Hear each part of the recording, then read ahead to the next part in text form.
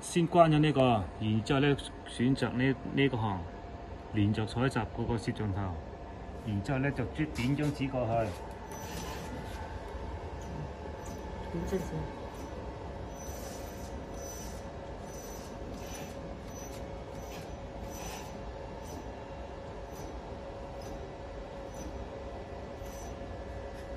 設置點到啦，你睇下呢張紙，呢有個電眼嘅，呢個電眼咧必須係要調到去啱啱好感應得到。貼一個，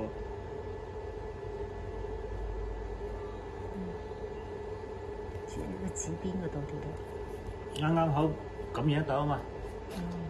佢感應到佢呢個電眼會橙色燈啊嘛。有個紅色點咯。咁然之後呢度咧就 click 咯，呢度設置呢度，然之後第一行呢啲我全部唔要嘅，我清除咗佢嘅，清除晒啦。咁呢個咧要選擇呢個選擇呢，我係檢測二維碼就檢測呢個二維碼，然之後畫個圈。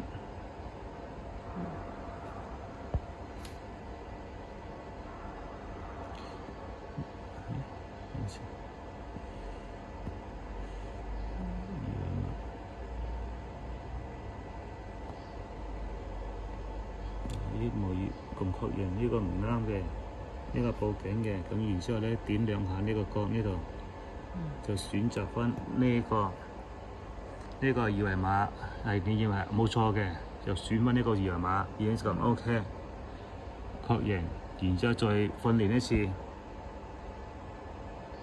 呢邊 OK 啦，咁啊先你就可以過紙啦。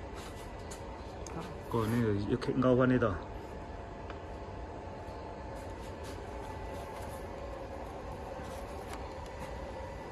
我呢一批咧，呢個咧全部係238嘅，呢啲全部238唔會報警嘅。我陣間係最後一張，我放最後一張係唔一樣嘅。